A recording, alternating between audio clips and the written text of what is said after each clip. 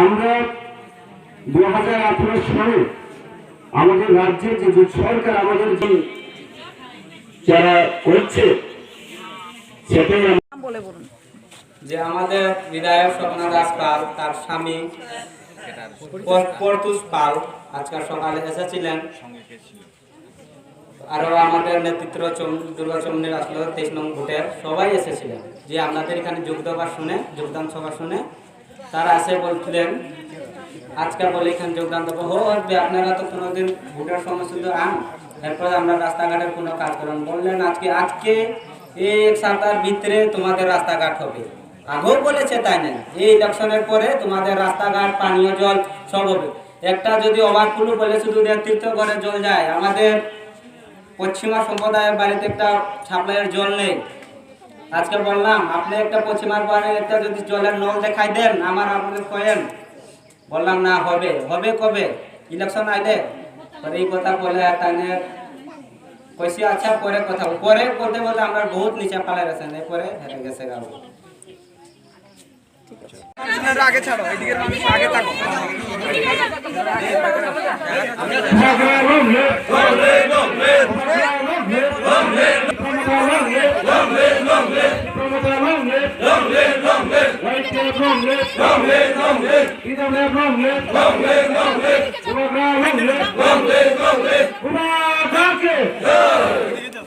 মধ্য 11ই অক্টোবর 2022 জগন্নাথ গৌড়পাড়া অঙ্গনওয়াড়ি সেন্টারের সম্মুখে অত্র এলাকার 60 পরিবার থেকে 245 জন ভোটার আজকে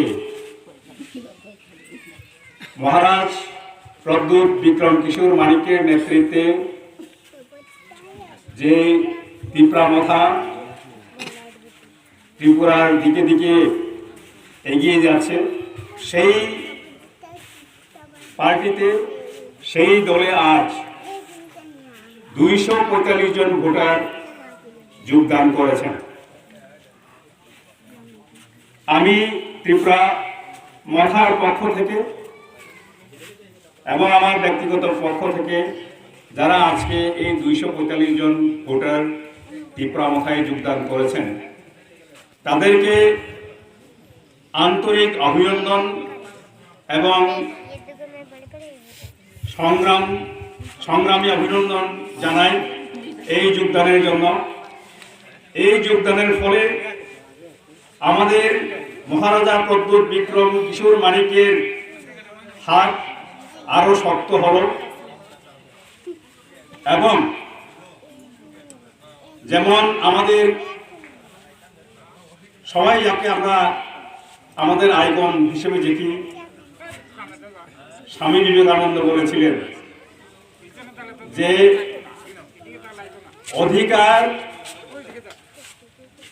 অধিকার আদায় করতে হয়। আমরা একসঙ্গে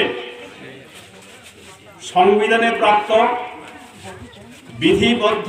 বিধিসম্মত যে অধিকার আমাদের পাওনা আছে, আমরা জানি কি আমাদের অধিকার। একটা অঞ্চলে বসবাস করতে গেলে যে সুবিধার দরকার, পানীয় জলের দরকার, রাস্তাঘাটের দরকার, শিক্ষা ব্যবস্থার দরকার, স্বাস্থ্য ব্যবস্থার দরকার, এই যে বেসিক যে প্রয়োজন, ন্যূনতম যে প্রয়োজন, আমাদের মহারাজা প্রদ্যুৎ কিশোর মানিক্য এমন কোনো প্রতিশ্রুতি দেন না যে প্রতিশ্রুতিকে বাস্তবায়িত করা যাবে না। তাই আমরা যে দাবি করেছি, সংবিধানে যা দাবি আছে সেই সংবিধানের দাবি এটা এসসিদের জন্যই হোক, এই এলাকাতে ভাইরা বোনরা যাই বসবাস করুক না কেন, সংবিধানের পরিকাঠামোতে সীমাবদ্ধ রেখে সেইখানে আমাদের বিশ্বস্ততা আস্থা ভারতীয় সংবিধানের কাছে আমাদের আছে এবং আমাদের মহারাজা যেভাবে আমাদেরকে পথ দেখাচ্ছেন এবং সেই পথের আলো এবং দিশারির দিকে আমরা সবাই আকর্ষিত হচ্ছি। অদূর ভবিষ্যতে আরো লোক, আরো জনগণ, আরো ভোটার এই এলাকায় শুধু নয়, যারা শুনতে পাচ্ছেন যে মহারাজের আহ্বানে সাড়া দিয়ে আরো এই পার্টিতে ত্রিপুরা মথাতে যোগদান করবেন এই আশা এবং বিশ্বাস রাখি। ধন্যবাদ স্যার। আজকে আজকে আপনাকেও দেখা গেছে যে মহারাজ শিশলী সুরমা বিধানসভা কেন্দ্রেতে একটা কর্মসূচির মতো একটা কাজ করে গেছেন, সেই ক্ষেত্রে আপনি কি বলবেন? মহারাজা একটু আগে বলেছিলাম যে ন্যূনতম দেশ সুবিধা, এই চারটা ন্যূনতম সুবিধার মধ্যে একটা সুবিধা সবার জন্য যেটা দরকার শিক্ষা। কচুছড়া শিবুকচাকে একটা বিদ্যালয় আছে, চিলড্রেন্স ফাউন্ডেশন স্কুল। এই স্কুল যেন সেই এলাকাতে আরো উত্তরোত্তর শ্রীবৃদ্ধি হয়। ওই এলাকাতে যারা বাচ্চারা আছে তাদের শিক্ষাদানে ওইখানের শিক্ষকরা যেন আরো ব্রতী হয়, স্কুলের শ্রীবৃদ্ধি উত্তরোত্তর যেন বাড়ে, এই কাজের জন্য তিনি আজকে ওইখানে এসেছিলেন। ওইখান থেকে আজকে হজাগিরি অনুষ্ঠান খেদাছড়া যেটা হচ্ছে আপনারা সবাই জানেন, ওই উৎসবে আজকে উনি এই সন্ধ্যাবেলায় যোগদান দেবেন এবং উনি অবশ্যই রাজ্যবাসীর কাছে এই উৎসবে অভিনন্দন জানিয়েছেন। আমরা জানি এই মঞ্চ থেকে আজকের এই যোগদান থেকে আমিও ত্রিপুরা মথার পক্ষ থেকে হজাগিরি উৎসবের যে উদ্দেশ্য আমরা সবাই এটাও জানি, উৎসব একটা জনগোষ্ঠীর হলেও উৎসব সবার। এই অভিনন্দন আমি সবাইকে জানাই। এই উপলক্ষে মহারাজা যেমন জানিয়েছেন, আমিও এখানকার অত্র এলাকার লোকদের জন্য এই অভিনন্দন জানাচ্ছি, শুভেচ্ছা জানাচ্ছি। এটাই ওনার আজকে যে উদ্দেশ্য ছিল শিবমুখচাকে আসা। স্যার আরেকটা প্রশ্ন করব। 11ই অক্টোবর 2022 জগন্নাথ গৌড়পাড়া অঙ্গনওয়াড়ি সেন্টারের সম্মুখে অত্র এলাকার 60 পরিবার থেকে 245 জন ভোটার আজকে মহারাজ প্রদ্যুৎ বিক্রম কিশোর মানিকের নেতৃত্বে যে ত্রিপুরা মথা ত্রিপুরার দিকে দিকে এগিয়ে যাচ্ছে, সেই পার্টিতে সেই দলে আজ 245 জন ভোটার যোগদান করেছেন। আমি ত্রিপুরা মথার পক্ষ থেকে এবং আমার ব্যক্তিগত পক্ষ থেকে যারা আজকে এই 245 জন ভোটার ত্রিপুরা মথায় যোগদান করেছেন তাদেরকে আন্তরিক অভিনন্দন এবং সংগ্রামী অভিনন্দন জানাই এই যোগদানের জন্য। এই যোগদানের ফলে আমাদের মহারাজা প্রদ্যুৎ বিক্রম কিশোর মানিকের হাত আরো শক্ত হলো এবং যেমন আমাদের সবাই যাকে আমরা আমাদের আইকন হিসেবে দেখি, স্বামী বিবেকানন্দ বলেছিলেন যে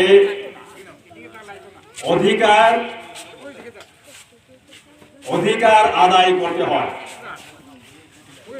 আমরা একসঙ্গে সংবিধানে প্রাপ্ত বিধিবদ্ধ বিধিসম্মত যে যে অধিকার আমাদের পাওনা আছে, আমরা জানি কি কি আমাদের অধিকার। একটা অঞ্চলে বসবাস করতে গেলে যে যে সুবিধার দরকার, পানীয় জলের দরকার, রাস্তাঘাটের দরকার, শিক্ষা ব্যবস্থার দরকার, স্বাস্থ্য ব্যবস্থার দরকার, এই যে বেসিক যে প্রয়োজন, ন্যূনতম যে প্রয়োজন, আমাদের মহারাজা প্রদ্যোৎ কিশোর মাণিক্য এমন কোনো প্রতিশ্রুতি দেন না যে প্রতিশ্রুতিকে বাস্তবায়িত করা যাবে না। তাই আমরা যে দাবি করেছি, সংবিধানে যা দাবি আছে, সেই সংবিধানের দাবি এটা এসসিদের জন্যই হোক। এই এলাকাতে 23 নং বুথের প্রেসিডেন্ট বাই ইলেকশনের আগে বহু পরিশ্রম করেছিলাম, তাতে আমাদের এই এলাকার তেমন কিছু উন্নতি হয়নি। তো আজকে দিনে দেখা গেল আমরা লক্ষ্মী পূজার আগে থেকে দুর্গা পূজার পরেতে আমরা প্রচার চালিয়ে গিয়েছিলাম এই এলাকার মধ্যে। জনগণের সামনে গিয়ে ভালো আশ্বাস পেয়েছি। আশ্বাস পাওয়ার পরে এই আমাদের যোগদান সভার আয়োজন করেছি। তো যোগদান সভার আয়োজন করা হয়েছে তা শুনে এই লোকাল নেতৃত্বরা এবং এই 46-এর বিধায়কের স্বামী এসে এবং মন্ডল প্রেসিডেন্ট 46 নং বুথের যে মন্ডল প্রেসিডেন্ট সন্তোষ দাস, আরো তাদের সাথে বিভিন্ন একাধিক নেতৃত্বরা এসেছিলেন।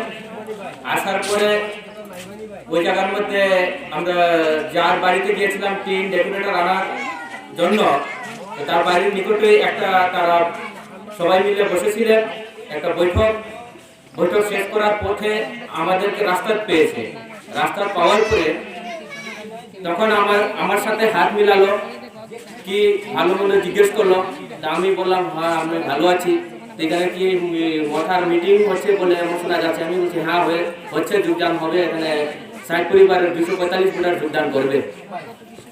তো বলছে ওরা আমরা তো 4 বছর হয়েছে, নতুন এসেছে, সরকার তো সবকিছু একসাথে করতে পারবে না, তো আমরা চেষ্টা করবো, তোমরা এইভাবে পদক্ষেপ নিও না, এই ধরনের কথা বলো। তখন আমি বললাম দেখেন আজকে দীর্ঘ 75 বছর হয়েছে ভারতবর্ষ স্বাধীন হয়েছে, তোর সঙ্গে আমাদের ত্রিপুরা, কিন্তু ত্রিপুরা রাজ্যের মধ্যে আমাদের যে হিন্দুস্তানি বেল্ট এরিয়া যেগুলো আছে ওই সব জায়গার মধ্যে কোনো উন্নতি হয়নি।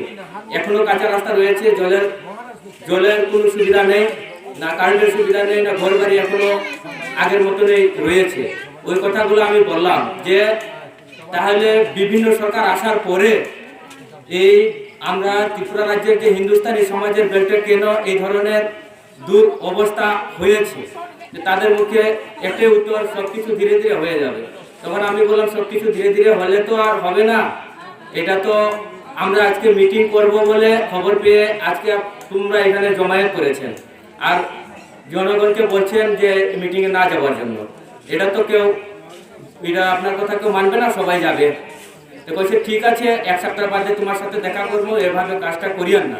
আমি কইছি দেখো আমরার কাজ আমরা করি, আপনার কাজ আপনারা করেন। ফিল্ডে নামলে 2টা দল লাগবে, ফুটবল খেলতে গিয়ে হার জিত তো আছে, এতে আপনার কি ধরনের সমস্যা হয়েছে, আমাদেরকে রাস্তায় আটকে এইসব প্রশ্ন উত্তর করছেন।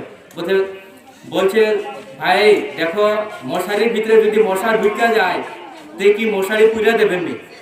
তখন আমি বললাম দেখেন মশারির ভিতরে যদি মশা যদি ঢুকিয়ে যায় তাহলে তো মশারি পুরবো না, মশাকে বার করতে চেষ্টা করব। ওই এখন মশা বার করার জন্য চেষ্টা করছি।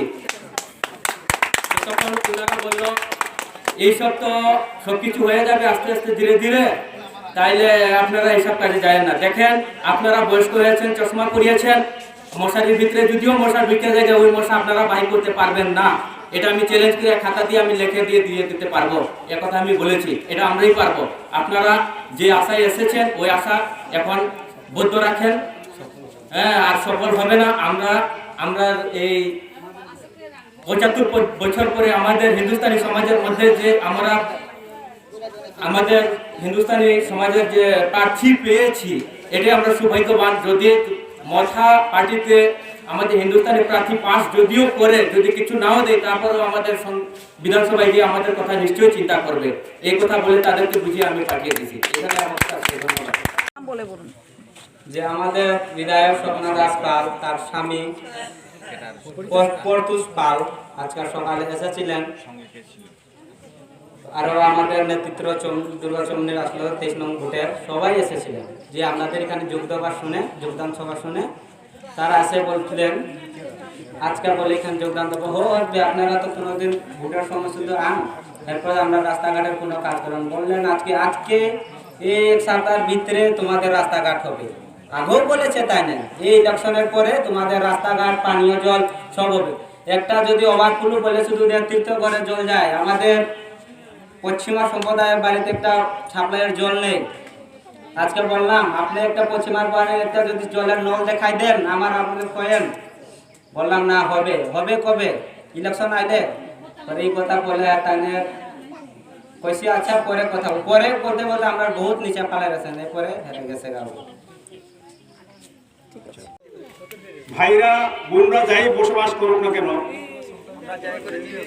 সংবিধানের পরিকাঠামোতে সীমাবদ্ধ রেখে সেইখানে আমাদের বিশ্বস্ততা, আস্থা ভারতীয় সংবিধানের কাছে আমাদের আছে।